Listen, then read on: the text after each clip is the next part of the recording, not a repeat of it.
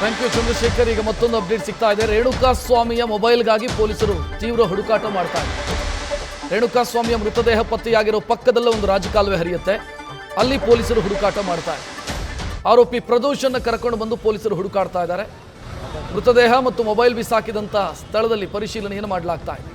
BBMP ಸಿಬ್ಬಂದಿಯನ್ನು ಕರೆತಂದು ಪೊಲೀಸರು ಸರ್ಚ್ ಮಾಡ್ತಾ ಇದ್ದಾರೆ. ನೋಡ್ತಾ ಇದ್ದೀರಿ, ಇದೇ ರಾಜಕಾಲುವೆ. ಇದರ ಪಕ್ಕದಲ್ಲೇ ಡೆಡ್ ಬಾಡಿ ಸಿಕ್ಕಿರೋದು, ರೇಣುಕಾಸ್ವಾಮಿಯ ಮೃತದೇಹ ಸಿಕ್ಕಿರೋದು.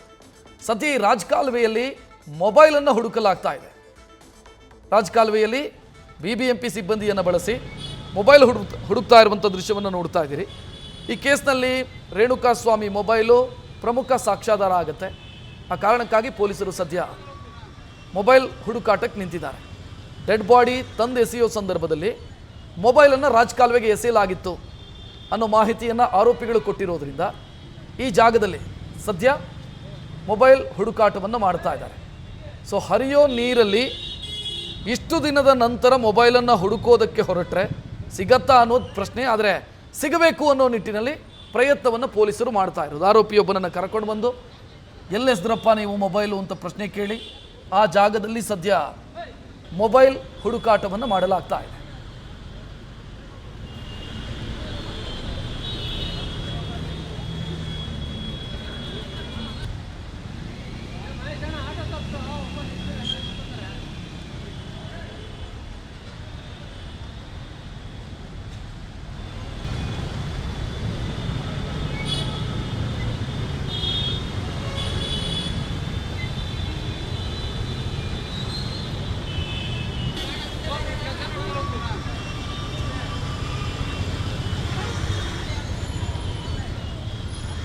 ಈ ಬಗ್ಗೆ ಹೆಚ್ಚಿನ ಡೀಟೇಲ್ ನೀಡೋದಕ್ಕೆ ನಮ್ಮ ಪ್ರತಿನಿಧಿ ಚಂದ್ರಶೇಖರ್ ಫೋನ್ ಸಂಪರ್ಕದಲ್ಲಿ. ಚಂದ್ರಶೇಖರ್, ರಾಜಕಾಲುವೆಯಲ್ಲಿ ಹುಡುಕಾಡ್ತಾ ಇರುವಂಥ ದೃಶ್ಯವನ್ನು ನೋಡ್ತಾ ಇದ್ದೀವಿ.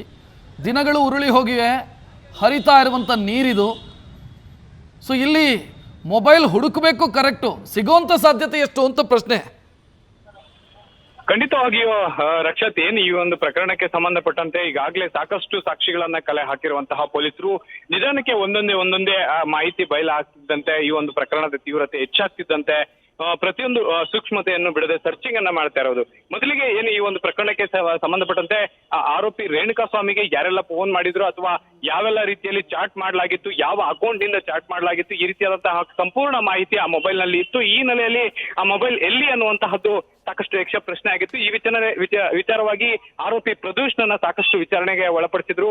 ಈ ಹಿನ್ನೆಲೆಯಲ್ಲಿ ಏನು ಬಾಡಿ ಡಿಸ್ಪೋಸ್ ಮಾಡುವಂತಹ ವೇಳೆಯಲ್ಲಾಗಿರ್ಬೋದು ಅಥವಾ ಪ್ರತಿಯೊಂದರಲ್ಲೂ ಕೂಡ ಪ್ರದೋಷ್ ಭಾಗಿಯಾಗಿದ್ದ ಅನ್ನುವಂತಹ ಈ ನಿಟ್ಟಿನಲ್ಲಿ ಈಗಾಗಲೇ ಪ್ರದೋಷನ ತೀವ್ರ ವಿಚಾರಣೆ ಮಾಡಿದಂತಹ ಪೊಲೀಸರು ಸದ್ಯಕ್ಕೆ ಮೊಬೈಲ್ ಅನ್ನ ಎಲ್ಲಿ ಎಸ್ತಿದ್ದ ಅನ್ನುವಂತಹದ್ರ ಬಗ್ಗೆ ಸದ್ಯಕ್ಕೆ ನಿನ್ನೆ ಒಂದು ಮಾಹಿತಿಯನ್ನ ನೀಡಿದ್ದ ಅಂತ ಹೇಳಲಾಗ್ತಾ ಇದೆ. ಈ ಹಿನ್ನೆಲೆಯಲ್ಲಿ ಎಲ್ಲೊಂದ್ ಕಡೆ ಆ ರಾಜಕಾಲುವೆಯಲ್ಲಿ ಮೃತದೇಹವನ್ನ ಎಲ್ಲಿ ಬಿಸಾಡಿದ್ರು ಅಲ್ಲೇ ಒಂದು ಮೊಬೈಲ್ ಅನ್ನ ಕೂಡ ಎಸ್ತಿದ್ವಿ ಅನ್ನುವಂತಹ ಮಾಹಿತಿಯ ಹಿನ್ನೆಲೆಯಲ್ಲಿ ಪ್ರದೋಷನ ಕರ್ಕೊಂಡು ಬಂದು ಸ್ಥಳ ಮಹಜರನ್ನ ಮಾಡಿ ಜೊತೆಗೆ ಯಾವ ಪ್ರದೇಶದಲ್ಲಿ ಮೊಬೈಲ್ ಬಿಸಾಕಿದ್ದ ಅನ್ನುವಂತಹ ಒಂದು ಮಾಹಿತಿಯನ್ನ ಪಡೆದು ಬಿಬಿಎಂಪಿ ಏನು ಸಿಬ್ಬಂದಿಯನ್ನ ಬಳಸಿ ಈಗಾಗಲೇ ರಾಜಕಾಲುವೆಯಲ್ಲಿ ಆ ಒಂದು ಮೊಬೈಲ್ಗಾಗಿ ಹುಡುಕಾಟ ನಡೆಸ್ತಾ ಇರುವಂತಹದ್ದು. ಆದ್ರೆ ಎಲ್ಲೊಂದ್ ಕಡೆ ಈಗ ಈ ದೃಶ್ಯಾವಳಿಗಳನ್ನ ನಾವು ಗಮನಿಸ್ತಾ ಹೋದ್ರೆ ಅಥವಾ ಈಗಿನ ಪರಿಸ್ಥಿತಿಯನ್ನ ನಾವು ಗಮನಿಸ್ತಾ ಹೋದ್ರೆ ಹರಿಯುವ ನೀರಲ್ಲಿ ಅಥವಾ ಮಳೆ ಬಿದ್ದಂತಹ ಸಂದರ್ಭದಲ್ಲಿ ಬಂದಿರುವಂತಹ ನೀರಿನ ಫೋರ್ಸ್ಗೆ ಆ ಮೊಬೈಲ್ ಕೊಚ್ಚಿ ಹೋಗಿರುವಂತಹ ಎಲ್ಲಾ ಸಾಧ್ಯತೆ ಇರುವಂತಹದ್ದು. ಅದನ್ನ ಹೊರತುಪಡಿಸಿದ್ರೆ ಈಗಾಗಲೇ ಮೊಬೈಲ್ ಲಾಸ್ಟ್ ಲೊಕೇಶನ್ ಅಥವಾ ಮೊಬೈಲ್ ನೆಟ್ವರ್ಕ್ ಲಾಸ್ಟ್ ಅಲ್ಲಿ ಎಲ್ಲಿ ಸ್ವಿಚ್ ಆಫ್ ಆಯ್ತು ಅನ್ನುವಂತಹ ಎಲ್ಲಾ ಮಾಹಿತಿಯನ್ನ ಪಡೆದಿರುವಂತಹ ಪೊಲೀಸರು ಜೊತೆಗೆ ಏನು ಚಿತ್ರದುರ್ಗದಿಂದ ಹೊರಟಂತಹ ಸಂದರ್ಭದಲ್ಲಿ ಮೊಬೈಲ್ ಸ್ವಿಚ್ ಆಫ್ ಆಗಿತ್ತು, ಅದು ಲಾಸ್ಟ್ ನೆಟ್ವರ್ಕ್ ತೋರಿಸ್ತಾ ಇದೆ ಅನ್ನುವಂಥದ್ದು ಪೊಲೀಸರ ತನಿಖೆಯಲ್ಲಿ ಸಿಕ್ಕಿರುವಂತಹದ್ದು. ಆದ್ರೆ ಮೊಬೈಲ್ ಡಿಸ್ಪೋಸ್ ಆಗಿರುವುದು ಇದೇ ರಾಜಕಾಲುವೆಯಲ್ಲಿ ಅನ್ನುವಂತಹ ಒಂದು ಮಾಹಿತಿಯ ಹಿನ್ನೆಲೆಯಲ್ಲಿ ಇಡೀ ಒಂದು ಆ ಪ್ರದೇಶದಲ್ಲಿ ಅಂದ್ರೆ ಮೃತದೇಹ ಎಸೆದಿರುವಂತಹ ಒಂದು ಪ್ರದೇಶ ಏನಿದೆ ಆ ಪ್ರದೇಶದ ಸುಮಾರು 50 ಮೀಟರ್ ನಲ್ಲಿ ಸಾಕಷ್ಟು ಜಾಲಾಡ್ತಾ ಇರುವಂತಹದ್ದು ಮೊಬೈಲ್ಗಾಗಿ. ಆದ್ರೆ ಯಾವುದೇ ಪ್ರಯೋಜನ ಈವರೆಗೂ ಸಿಕ್ಕಿಲ್ಲ. ಮುಂದೆ ಕೂಡ ಸಿಗುವಂತಹದ್ದು ಬಹುತೇಕ ಡೌಟ್ ಅಂತಾನೆ ಹೇಳ್ಬೋದು ರಕ್ಷತ್. ಥ್ಯಾಂಕ್ ಯು ಚಂದ್ರಶೇಖರ್ ಮಾಹಿತಿಗೆ.